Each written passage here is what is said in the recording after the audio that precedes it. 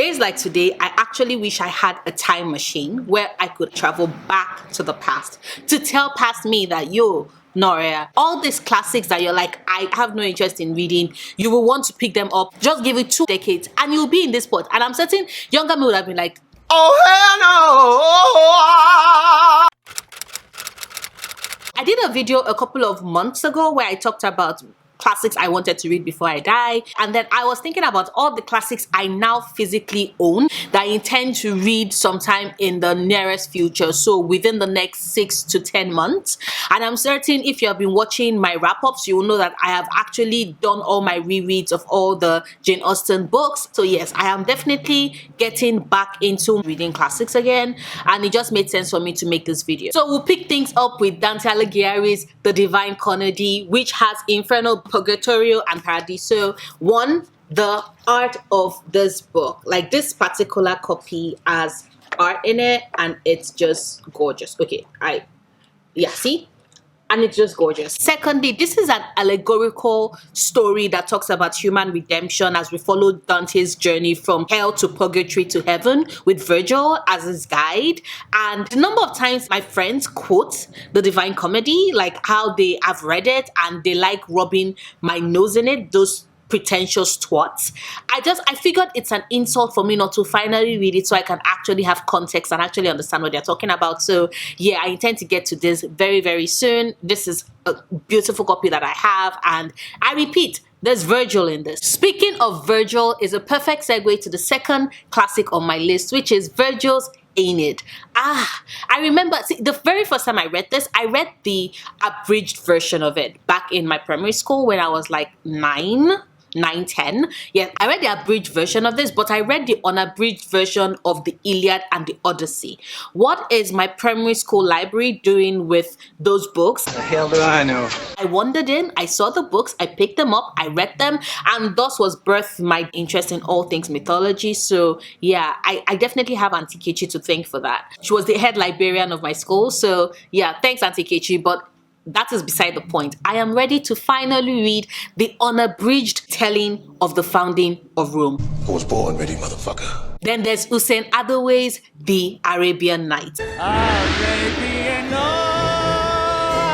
We all know the story of Shahrazad, daughter of the vizier who volunteers to marry King Shahryar, even though she's well aware that the king is hurting, the king is smarting. His first wife had basically betrayed him, and then he decided that all women are scum, and because he has power, he marries a woman every night, and by morning he kills her. So Shahrazad is like, you know what, fuck this shit. This has to be the last time you're killing a woman just because of something one woman did to you forever ago. So she volunteers. Her father is like, what the hell are you doing, Shahrazad? She's like, Dad, I got this. And so she gets there and she's like, oh, do you know what? Let me entertain you tonight, Your Majesty. King is like, yeah, sure, do whatever you want to do. You're going to die in the morning anyway. And Shahrazad is like, okay, let me tell you a story. And boom, she tells the story all night and then always stops at a cliffhanger exactly when it's dawn. And she's waiting like, okay, off with my head, I guess. And the king is like, the fuck? With that cliffhanger? Hell no. She has to leave another night. I need to know what happens. And so she finishes the story. She starts a new story, always ends with a cliffhanger. And next thing you know, she's taught him about empathy and forgiveness and justice through stories, because at the core of it is the redemptive power and basically the power that storytelling holds and exactly what it is that we have to learn from stories. And so Shahryar learns and grows and becomes better, and he falls in love with Shahrazad and he makes her queen. He does not take off her head. She becomes queen. I love it. I love it.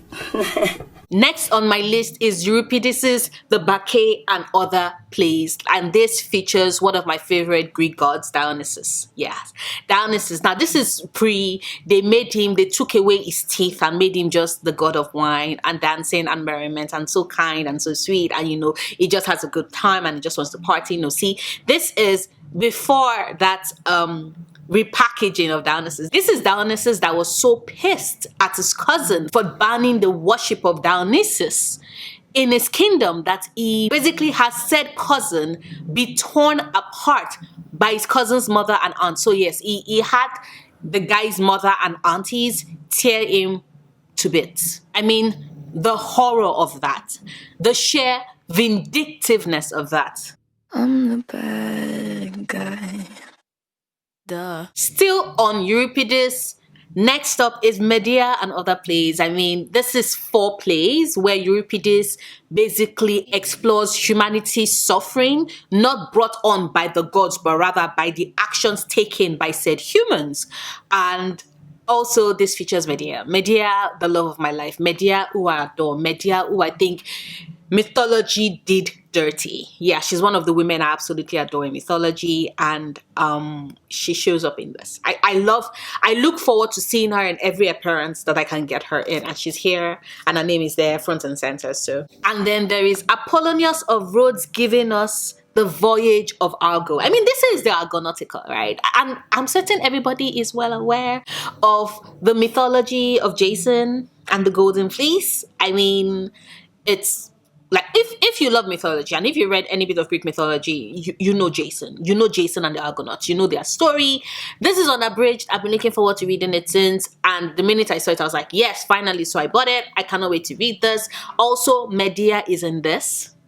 Remember, we stand Medea. I mean, like, how many times can I talk about my love for Medea? Way too much, but yeah. So Jason has to go look for the Golden Fleece. Jason is one of the many first instances where I first experienced in literature a man using a woman's love in order to get what he wants and then discarding her for a newer, finer model when it was done. Except for the fact that this discarded woman in this case went absolutely bonkers, which is understandable. Yeah. The children are innocent though. So were our brothers. I still love Medea. Yeah, I still love Medea. The next classic on my list is the Prose Edda by Snorri, Stalson. I mean, who is surprised? This is Norse mythology, complete with gods and giants and dwarves and elves and warrior kings and queens and Ragnarok. I mean, I repeat, this is one of the first complete accounting of Norse mythology that was put to paper and like preserved. So who is surprised that this is on my list? Who is surprised? Who is surprised? And I intend to read it soon. Like, I love Norse mythology, but I cannot wait to read this. Then there's the Mabinogian, which is Welsh mythology. And there are gods in this, one of whom is the god of death. And they are fae in this. And if you've spent any amount of time on my channel, you know that Death and Fae, like the character of Death and Fae, are two of my favorite characters to encounter in books, in fantasy. So who is surprised? And it is such a small book. I can't wait to read this. Like, yeah, I'm going to read it soon. And I'm going to share my love for it on this channel. So you all will not be surprised. But definitely the Mabinogian, like, look at it! I want to marry this book. Oops. I thought I stained it. Next up for me is Tolstoy's War and Peace. I have wanted to read this for like forever, and I finally have it on audio. I bought the audiobook. Why? Because I have heard that, one, it's a lot of pages, yes, but most importantly, there are a lot of characters and a lot of Russian names. And I'm like, nah, I'm not, like, I refuse to suffer when there's a way out. So I got the audiobook. Now all that I'm left is for me to get the physical book so that I can then follow it in real time while I'm listening to it on audio, because the audio is so I cannot pronounce the names. Now, what is War and Peace about? I have zero idea, none. Based off of the synopsis of this book and the reviews, like, few people actually know, like, few people can say concisely what War and Peace is about. I do know though that it takes place in Russia, right? During Russia's war with France during the Napoleon era. I know that there's star-crossed lovers in it. I know that there are battles. That is all I know, aka nothing. You know nothing, Jon Snow. Then there's Tolstoy's Anna Karenina, which, I mean, there is adultery in this, there is addiction in this, there's societal shunning in this, there is society's double standards in this, it's a tragedy. I am ready for this book to break my heart into tiny pieces, and I'm ready to sympathize and empathize and stand with Anna, even though I know that hers is this tragedy and the story is going to break my heart. But yeah, I am really looking forward to Anna Karenina. Then there's Jalal ad-Din Muhammad, Rumi's The Essential Rumi. I mean, ever since Rumi told me to stop acting so small, that I'm the universe in ecstatic motion. I stood in awe as the realization hit. And then I learned that he had also advised us to sell our cleverness and buy bewilderment. And I fell in love. I realized that there exists a mind with a beauty of words and a way in which they resonate within me, within my soul. And I've been looking forward to reading Rumi's collection, like a collection of Rumi's poetry ever since. And now I own it on audio, and I intend to take it in tiny sips because there's so much wisdom in Rumi's words. I also intend to get it physically as well because once again, it's Rumi. I want to get as many copies and be able to take in Rumi in as many different formats as is possible because that poetry, that writing, those words, that wisdom is just Perfection. And then there's Elizabeth Gaskell's North and South. Now, see, Pride and Prejudice was about classism with romance at its core. But North and South is about capitalism with romance at its core. And I can't wait to read it. I finally have this on audio. I probably would wait a little so that I can get it physically as well. Then I will start reading it so that I can follow in real time. But I am really anticipating this girl who had such a culture shift and then goes to this new place and sees the deplorable conditions that the workers in the place are working in. Of course, I've heard that this is technically capitalist propaganda because her love interest is the owner of the mine and it's the mine workers that are working in such deplorable conditions. But I cannot wait to read it and see exactly what Elizabeth has to say. Which is a perfect segue to the next book on my list, which is yet another Elizabeth Gaskell classic, Wives and Daughters. See, a man decides to remarry. Why? Because he hoped that the presence of a stepmother and a stepsister will get his 12-year-old daughter to not focus on the boy who has a crush on her, a crush which he suspects is reciprocal. Unfortunately, things don't plan out the way in which he wanted them to. And I am intrigued to see how that flows and how that goes. Because apparently, Wives and Daughters is a criticism of the Victorian era.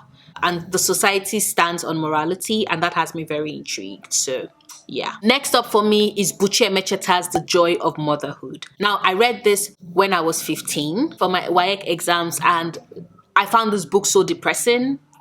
Honestly, this book convinced me to never have kids. Ever. Ever. This book also convinced me that marriage was highly overrated, and that was an institution I also had zero interest in as well. So yeah, I definitely want to do a reread. One, because... But secondly, so that I can see if indeed I still feel that same depth of emotion I felt when I was 15, which is that there is zero joy in motherhood. And if it's as depressive as I remember, because that book was so sad. I have a feeling that it probably is going to live up to that depression, or I might even be way angrier now that I'm older. So there is that, but that is definitely one I need to reread. The next classic I own that I intend to read sometime soon has to be Miriam Ba's So Long a Letter. I remember I read this when I was like 9, 10-ish, and it's an epistolary novel. And we follow Ramatulaye, who is currently grieving the loss of her husband, a husband with whom she had 12 kids. A husband who, shortly before he died, remarried a woman that is half his age, and she's talking to a friend and basically talking about the missed opportunities she experienced because the society that they grew up in had rendered and reduced the roles of girls and women to being wives and mothers. And she's talking to a friend who got out of that and built a life for herself. And it's basically a questioning of society and basically telling society to let women to aspire to be more. When I think about all these books that I read when I was younger, I laugh at people telling me, oh my God, why are you the way you turn? Like, why did you turn out the way you did? I'm like, you all should see the books I read when I was growing up. So yeah, Miriam Ba's So Long a Letter is definitely another classic I cannot wait to read sometime soon, like very, very soon. And finally, there is The Art of War by Sun Tzu. I mean, military strategies that can be adapted to everyday living in order to guide how we reach for power and our interaction and relationship with others on this quest. Of course, I want to read it soon. Of course, I have Sun Tzu. The reason why I've not read it yet, though, is because it's the mass paperback edition. I'm looking for the full paperback because I cannot stand tiny print. This I got as, I think, this I grabbed and I thought, I don't know why, somewhere in my head, I thought it was bigger. And then it was, when I got home, I'm like, yo, why does this book look so small? For Heart of War, Sun Tzu. So yeah, those are 16 classics that I own that I hope to read sometime soon. Are these all the classics I have? No, but I repeat, there's a second part of that statement that I hope to read sometime soon, you know. So yeah, that is this video. Let me know a classic that you maybe read when you were younger and you want to reread as an adult to see exactly what your thoughts are about it now, or one in which you had the chance to read when you were younger but never took it and now you want to read it now as an adult. Drop it down in the comments. I am very curious and I'd like to know. But that is the end of this video. If you liked it, please, as always, do not forget to give a big thumbs up. Check out my other videos. Subscribe if you want to. And if you do decide to subscribe, please click on that notification bell. So after you've clicked subscribe, click on the bell so you can have all notifications turned on so you don't miss any of my new videos.